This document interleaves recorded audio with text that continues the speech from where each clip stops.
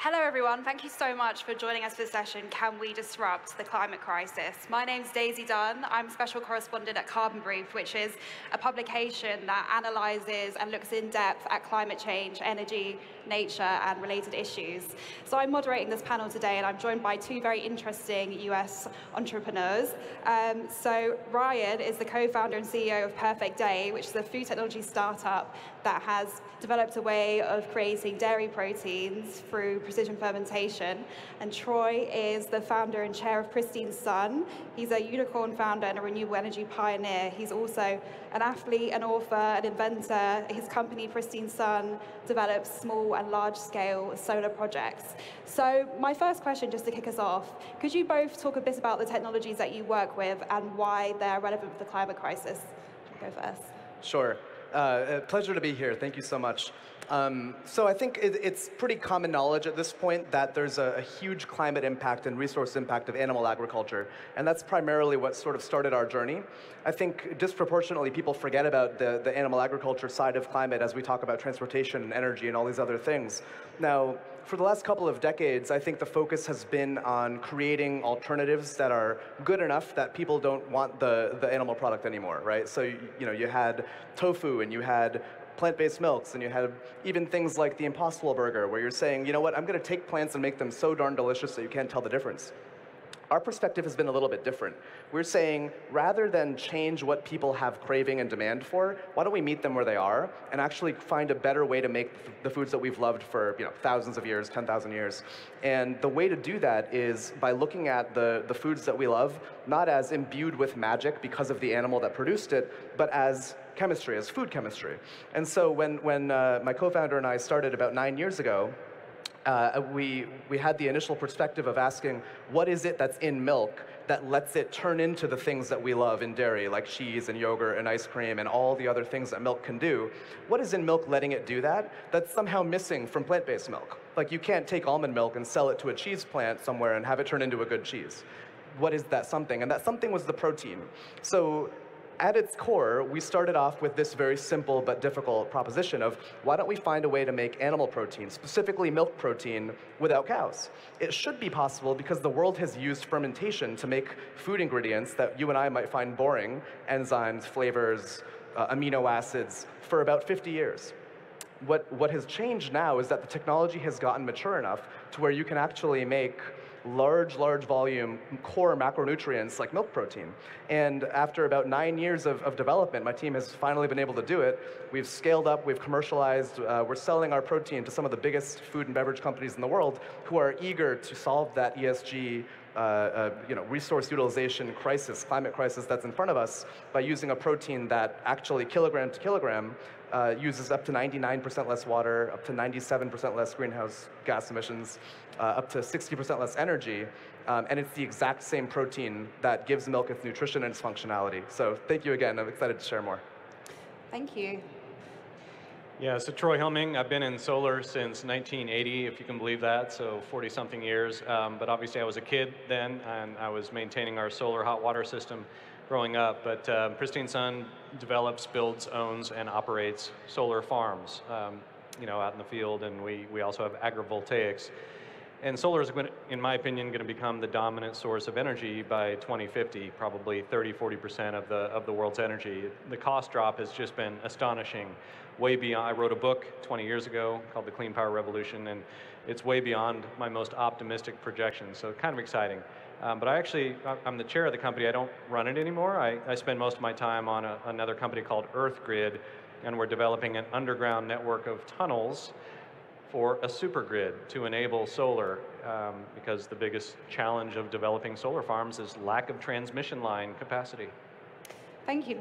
Very optimistic introductions from both of you, and I think for good reason as well. But I wanted to ask you a bit about, what are the biggest challenges you've come across when you've been working to ensure that your technology is in the transition to a low-carbon world?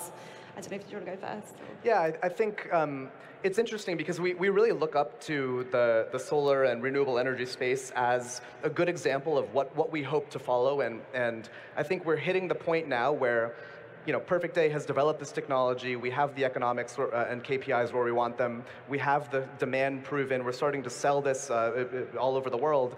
And the next challenge is infrastructure. And I think the same exact thing must have happened. I know it did, but I know you have data points that I'd love to hear, where this isn't like software, right? It costs a lot of money. It takes a lot of time to build infrastructure, but it's necessary because that's how you get real things to real people. Exactly.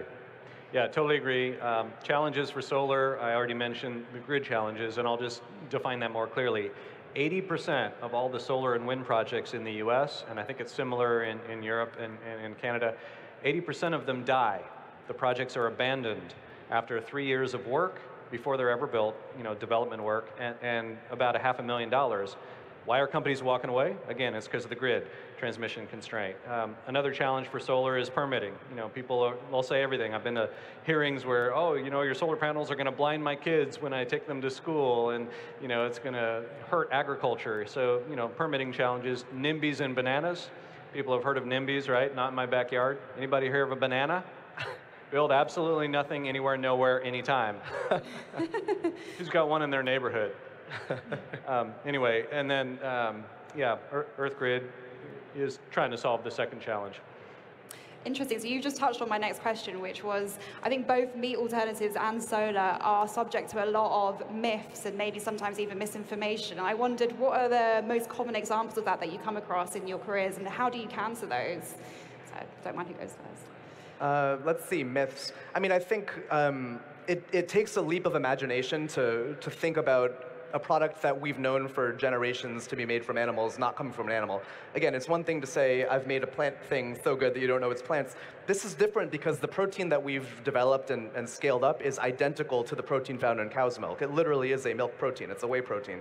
And so it brings unique challenges to the labeling and regulatory journey for us, where obviously if you take this protein and combine it with vegetable-based fats and non-lactose sugar and stuff, no one's going to say that's a milk. At the same time, the protein is a milk protein. And so I think I wouldn't necessarily call it a myth, but it's an interesting new challenge that I think regulators and even consumers and food companies have to start to figure out a new way to talk about these things.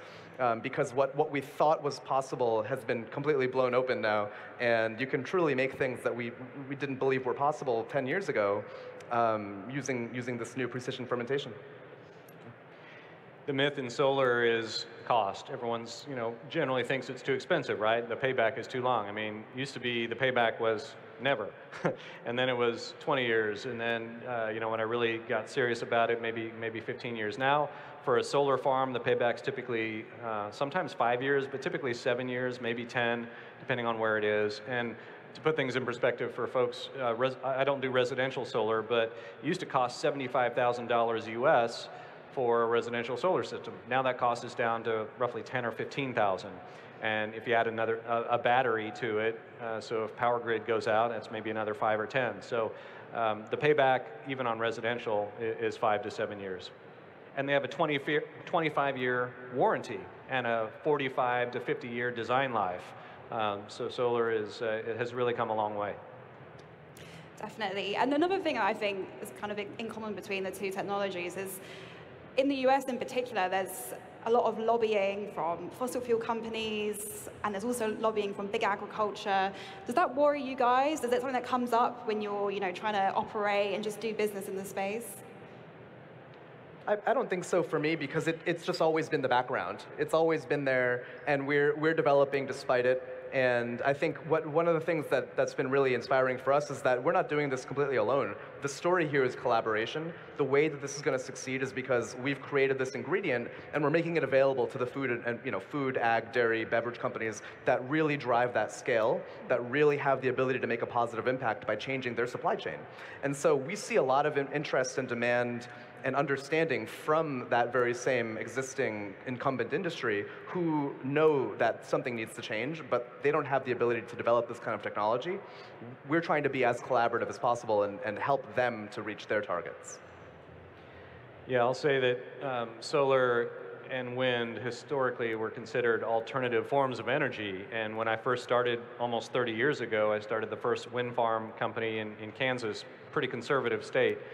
And I used to get death threats. My picture was up on a dartboard.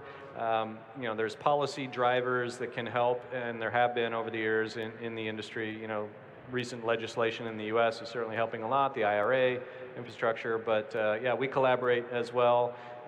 Now solar is really well, you know, accepted, and the economics on a wholesale level are so good. It's down to where solar, you can make money on a solar farm at 3 cents, selling the power wholesale 3 cents, 4 cents, maybe even 2 cents. That's cheaper than coal and nuclear everywhere, and it's cheaper than natural gas almost everywhere.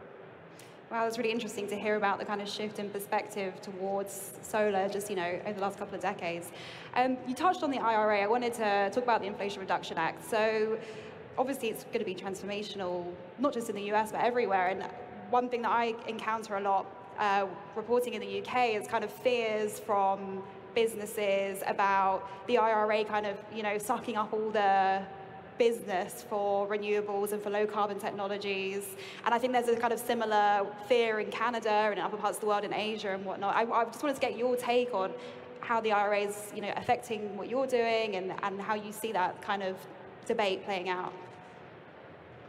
Well, I think those are two different questions in a way. Like, yeah. the IRA we can talk about, but I'm curious about the second one, because my first reaction was these are huge, huge industries. I mean, almost limitless demand. I don't think it's something that any given geography needs to worry, like, oh, all of that is going to go to the United States, and what's left here. I mean, I think both for solar, for energy, for food, like, these are things that are needed the world over, and I think the right way to scale these kinds of technologies is in a more distributed way that really can quickly, I mean, right, we're here to talk about solving the climate crisis. We can't do that if we're very slow and incremental and uncreative about it. It has to be something you can deploy really, really quickly and in a parallel way around the world. And I think things like the IRA help with that in any given geography. We've talked, you know, the Singapore government has a lot of interest in precision fermentation as well. A lot of different places around the world are looking at ways of encouraging not only energy, but nutrition-based, you know, food security-based solutions. And so from a lot of different angles, you can look at it as defense, as climate, just as investment that makes sense and brings jobs to, you know, to an area. I think in all these ways it helps. The thing I'm most excited about with respect to the IRA is that it's going to onshore manufacturing a lot of the solar supply chain. Historically, there have been times when, you know, I would show up to a conference 20 years ago, and we were lucky to have 100 people show up. The industry's come a long way, but over that course of the history, there were times when we couldn't get solar panels. They literally were sold out. You know, we would try to place an order with all the suppliers, and they were like, you have to wait till next year. Same with wind turbines when I was doing wind in the 90s and the aughts. So, and I think something like 80% of silicon solar panels today come from Chinese companies. Nothing wrong with that, but I think it's really good to diversify the industry. So a lot of new jobs, a lot of factories are being created in North America thanks to the IRA, and I think that will improve technology, lower costs, and speed up the transition to the clean power revolution. Great, yeah, and I mean, I take your point as well. Obviously, we're seeing big economies kind of responding and, you know, doing their own kind of IRA-inspired moves. So, yeah, I take the point that it can lead to more movement, more climate action. So just moving on to talk a bit more generally about technology and climate change. There's, you know, arguments made in some quarters that technology is ultimately a distraction from the need to cut emissions, and that should be the priority. And I just wondered what your response was to that. So that I think reminds me of the mindset that I was talking about at the beginning of, well, why don't we all just stop eating animal products? And it's a great idea, but it's not happening, right? Like we've had decades of that paradigm to see if products can get good enough that people switch. And the products have gotten really good, and people still don't switch, right? The reality is, I think saying, why don't we just do it this other way, that we've already been trying for a couple of decades, if it's not working, you need to try something else. Do you have anything to add? Or? Yeah, I'm sorry, what was the question? Oh, it was just what your response was to kind of criticisms that there is too much emphasis on technology. Oh, technology, yeah. Ryan was talking earlier about, you know, the infrastructure is critical. Solar, the technology is mature. I mean, sure, it gets about 0.5% more efficient every year, and the cost lowers generally every year. But to focus on EarthGrid a little bit, the company I spend most of my time on, it's a plasma tunnel boring robot, so imagine a tractor with lightsabers on the front, vaporizing rock and soil. And those types of technologies and a lot of other companies out there are going to be what are needed, in my opinion, to solve the climate crisis. I mean, we need software, we need all kinds of technology, but the physical infrastructure is, in my opinion, the most important part to really make a big dent on the climate crisis. Okay, thank you. So in a few months' time, global leaders will be meeting for the next UN Climate Summit, COP28 in Dubai. And I just wondered, just from the perspective of your industries, what's kind of the next big change you'd like to see policymakers agree to kind of get climate change action going? I think what we're starting to see is great. Like for example, the IRA is one thing, but then there was a massive biomanufacturing announcement, investment interests coming from the Biden administration in Q4 last year. I think the right things are starting, and we just need to see them accelerate and come to fruition. At least in my space, it's a little bit earlier in the trajectory than certainly solar and renewable energy, but we're now ready. We're ready to start having those facilities and plants get built. And I think as the first few start rolling out and proving the economics, that's when I'll be saying, all right, guys, let's really multiply this in a big way. Yeah, I would say two things. In terms of policy drivers, they can be helpful. I mean, the industry, the solar industry at least, can stand on its own even without policy drivers and tax credits. Subsidies are no longer there for solar. Yes, there's a tax credit, but there used to be actual subsidies on top of it. But the industry can stand on its own without it. I would say, let's get rid of the subsidies to the fossil fuel companies, because those have been there for decades, in some cases like a century, and the calculations are astonishing. Do some research on it. So that'd be my choice, is get rid of all fossil fuel subsidies, not only in the US, but around the world. It's a big call, but of course backed by lots of experts have said the same thing as well. So we're coming close to the end of the session. I just wondered, is there kind of a final thoughts that you wanted to leave the audience with? I would just go both of you in turn. Yeah, I mean, I think I will leave you all with the following. The revolution is here with respect to food. I think we can finally have all the things that we've loved. Don't have to change what you eat, don't have to change where you buy it, and the technology is here to be able to make those same things in a new way, I think limited only by our imagination. So we're excited for these to roll out in a bigger way in the next few years, and for you all to be able to try it. I'd like to end with hope. There are a lot of technologies coming out, whether it's food, agriculture, clean energy, and so forth, and we're electrifying everything. We took out our natural gas stove, replaced it with an induction stove. We took out our natural gas furnace and water heater. We now have a heat pump. People are doing this. We're electrifying our heating in homes and buildings. We're electrifying industry processes, and we're electrifying our transportation. And the technologies will be there to upgrade the grid and make it happen. Just keep supporting that. Electrify yourselves and tell your friends to electrify, and we'll get it done. Okay, brilliant. Thank you so much, both of you. And thank you, everyone, for joining us. And yeah, see you next time. Thank you.